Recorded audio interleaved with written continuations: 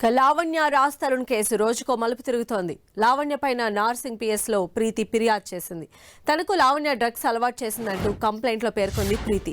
లావణ్యతో 3 సంవత్సరాలుగా పరిచయం ఉందని, ఈ క్రమంలోనే తనకు డ్రగ్స్ అలవాటు చేసిందంటూ ప్రీతి పోలీసులకు ఫిర్యాదు చేసింది.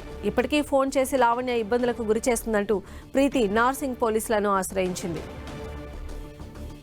మరిన్ని అప్డేట్స్ మా ప్రతినిధి సునీల్ అందిస్తారు. సునీల్, లావణ్య కేసులో మరొక కొత్త ట్విస్ట్ తెరవికి వచ్చింది. లావణ్య ఇప్పటికే హీరో రాజ్ తరుణ్ తనను ప్రేమించి పెళ్లి చేసుకుని మోసం చేశారంటూ కూడా నార్సింగ్ పోలీసులను ఆశ్రయించింది. ఇప్పటికే నార్సింగ్ పోలీసులు రాజ్ తరుణ్ పై సెక్షన్ 420తో పాటు 506 అదేవిధంగా 493 కింద కేసు కూడా నమోదు చేయడం జరిగింది. అయితే ఇటీవల కాలంలో తన డ్రగ్స్ కేసులో గతంలో అరెస్ట్ అయిన లావణ్య కేసులో మరొక యువతి బయటకు వచ్చింది. ప్రీతి అనేటువంటి మహిళ ఇప్పటికే నార్సింగ్ పోలీసులను ఆశ్రయించింది. గతంలో డ్రగ్స్ ని లావణ్య తనకు అలవాటు చేసింది. తనపై సటల్గా చర్యలు తీసుకోవాలంటూ కూడా లావణ్యతో పాటు అటు ప్రీతితో పాటు మరొక వ్యక్తి ఇప్పటికే ఉదయ్ అనేటువంటి వ్యక్తి నార్సింగ్ పోలీసులను ఆశ్రయించారు. తనకు డ్రగ్స్ అలవాటు చేసిన మొత్తం కూడా లావణ్యే. దానికి సంబంధించిన ఫోన్ డేటా, ఫోన్ కాల్స్, అదేవిధంగా వాట్సాప్ చాటింగ్ అన్ని కూడా పోలీసులకు సమర్పించింది. మరోవైపు ఫోన్ చేసి ఇబ్బందులకు గురి చేస్తుంది, భయభ్రాంతులకు గురి చేస్తుంది అంటూ కూడా ప్రీతితో పాటు ఉదయ్ అనేటువంటి వ్యక్తి నార్సింగ్ పోలీసులను ఆశ్రయించారు. దీనిపై మరి పోలీసులు అన్ని ఆధారాలు సేకరించిన తర్వాత లావణ్యపై కూడా చర్యలు తీసుకునే అవకాశం ఉంది. మరోవైపు ఇప్పటికే మనం చూసాం, రాజ్ తరుణ్ ఇంటికి వెళ్లి గొడవ చేసిన నేపథ్యంలో తన తల్లిదండ్రులు ఇప్పటికే రాజ్ తరుణ్ తల్లిదండ్రులు లావణ్యపై కూడా మాదాపూర్ పోలీస్ స్టేషన్ లో ఫిర్యాదు చేయనుంది. మరోవైపు నార్సింగ్ పోలీస్ స్టేషన్ లో లావణ్య చేసిన ఫిర్యాదు సవాల్ చేస్తూ మరోవైపు రాజ్ తరుణ్ హైకోర్టులో పిటిషన్ కూడా దాఖలు చేశారు. వీటన్నిటిపై మాత్రం హైకోర్టు ఈ నెల 8వ తారీఖున విచారించే అవకాశం ఉంది. మరోవైపు లావణ్యకు సంబంధించిన దానిపై ఇప్పటికే అనేక ఆరోపణలు వస్తున్నాయి కాబట్టి దీనికి సంబంధించిన దానిపై మరి లావణ్య ఎలా రియాక్ట్ అవుతుంది, ఎలా న్యాయపూర్వకం చేస్తున్న మాత్రం చూడాల్సింది చెప్పవచ్చు. సంధ్య. రైట్ సునీల్. హీరో రాజ్ తరుణ్ ముందస్తు బెయిల్ పిటిషన్ పైన హైకోర్టులో విచారణ జరిగింది. నార్సింగ్ పోలీస్ స్టేషన్లో తనపై నమోదైన కేసులో ముందస్తు బెయిల్ పిటిషన్ వేశారు రాజ్ తరుణ్. మరోవైపు రాజ్ తరుణ్ పిటిషన్లో ఇంప్లీడ్ పిటిషన్ దాఖలు చేశారు లావణ్య. నార్సింగ్ పోలీసులు పూర్తి వివరాలు సమర్పించాలని హైకోర్టు ఆదేశించింది. తదుపరి విచారణ ఈ నెల 8కి వాయిదా వేసింది హైకోర్టు. తనను పెళ్లి చేసుకుంటానని మోసం చేశాడని రాజ్ తరుణ్ పైన గతంలో లావణ్య నార్సింగ్ పోలీస్ స్టేషన్లో ఫిర్యాదు చేశారు. ఈ ఫిర్యాదు పైన సెక్షన్ 506, 420, 493 కింద పోలీసులు కేసు నమోదు చేశారు. దీనిపైన రాజ్ తరుణ్ హైకోర్టును ఆశ్రయించగా ఆయన పిటిషన్ పైన నిన్న విచారణ జరిగింది. పోలీసుల నుంచి ఆదేశాలు తీసుకోవాలని పీపీ గత విచారణలో హైకోర్టు సూచించింది. మరోవైపు లావణ్య పైన రాజ్ తరుణ్ తల్లిదండ్రులు మాదాపూర్ పిఎస్లో ఫిర్యాదు చేశారు. తమ ఇంటికి వచ్చి లావణ్య గొడవ చేసి తమను భయభ్రాంతులకు గురి చేసిందని వారు ఫిర్యాదు చేశారు. లావణ్య వల్ల తమకు ప్రాణహాని ఉందంటూ వారు పోలీసులను ఆశ్రయించారు.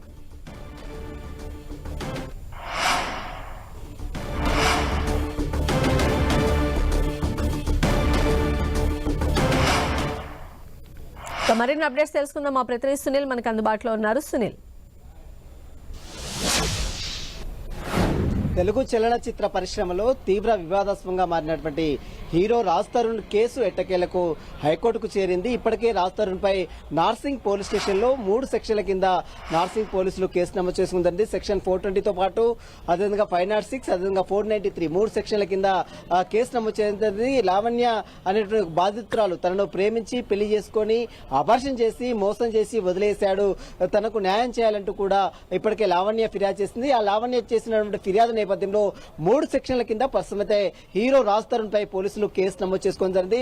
ప్రస్తుతం పోలీసులు నమోదు చేసిన కేసుని సవాల్ చేస్తూ అటు హీరో రాజ్ తరుణ్ హైకోర్టులో ముందస్తు బెయిల్ పిటిషన్ దాఖలు చేశారు. దీనిపై విచారించిన కోర్టు అటు నార్సింగ్ పోలీసులను పూర్తి వివరాలు సమర్పించాలంటూ కూడా కోర్టు ఆదేశాలు జారీ చేసింది. మరోవైపు ఇదే పిటిషన్ లో లావణ్య కూడా ఇంప్లీడ్ కావడం జరిగింది.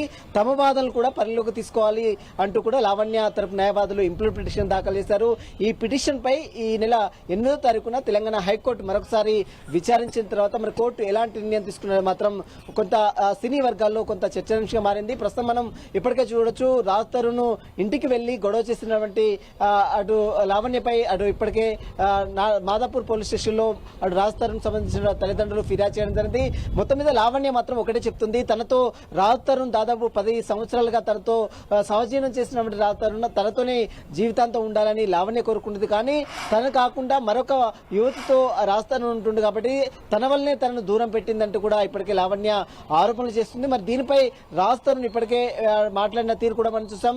ఏదైనా తను లీగల్ గా ఎదుర్కొంటాను, ఎట్టి పరిస్థితుల్లో తనను సంబంధించిన న్యాయ పోరాటం చేస్తానని మాత్రం ఇప్పటికే రాజస్థాన్ చెప్తుంది. కానీ మరోవైపు లావణ్య మాత్రం ఖచ్చితంగా తనకు న్యాయం జరిగేంత వరకు పోరాటం చేస్తామని మాత్రం లావణ్య చెప్తుంది. అయితే రీసెంట్ గా రాజస్థాన్ పేరెంట్స్ మన లావణ్యకి సంబంధించి కొన్ని ఎలిగేషన్స్ చేశారు. పోలీసులకు కంప్లైంట్ కూడా ఇచ్చినట్టుగా తెలుస్తోంది. తమకు ప్రాణహాని ఉంది లావణ్య త్రూ అని చెప్పి వాళ్ళు చెప్తూ ఉన్నారు. దీనికి సంబంధించి పోలీసులు ఏమైనా లావణ్య పైన కేసు ఫైల్ చేసే ఛాన్సెస్ ఎంతవరకు ఉండొచ్చు? ఎస్, ఇటీవల కాలంలో మనం చూసాము ప్రసాద్ ల్యాబ్ లో తిరగబడు స్వామి అనేటువంటి ఒక ప్రీ రిలీజ్ షోలో అటు లావణ్య వచ్చి ఆ ప్రెస్ మీట్ అరేంజ్ చేయడం జరిగింది రాజస్థాన్. అక్కడికి లావణ్య వచ్చి వారిని కలిసే ప్రయత్నం చేసింది. కానీ పోలీసులు ఆమెని కలవనీయకుండా అడ్డుకొని వెనుకకు తిరిగి పంపించారు. కానీ ఖచ్చితంగా తన ఇంటికి వెళ్ళైనా తన రాజస్థాన్ కలుస్తారని లావణ్య తన నేరుగా మాదాపూర్ లో ఉన్నటువంటి రాజస్థాన్ నివాసానికి వెళ్ళింది.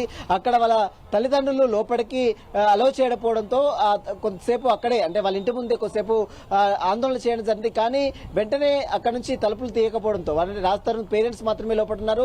రాజస్థాన్ ఆ సమయంలో లేకపోవడంతోనే ఆ తల్లిదండ్రులు తీవ్ర భయభ్రాంతులకు గురి కావడం జరిగింది. మరోవైపు వారందరూ కూడా కొంత హెల్త్ కండిషన్స్ కూడా కొంత సక్రమంగా లేదు కాబట్టి వెంటనే వారు మరుసటి రోజు వెళ్లి పోలీసులని ఆశ్రయించారు. లావణ్య తన ఇంటికి వచ్చి భయభ్రాంతులకు గురి చేసింది.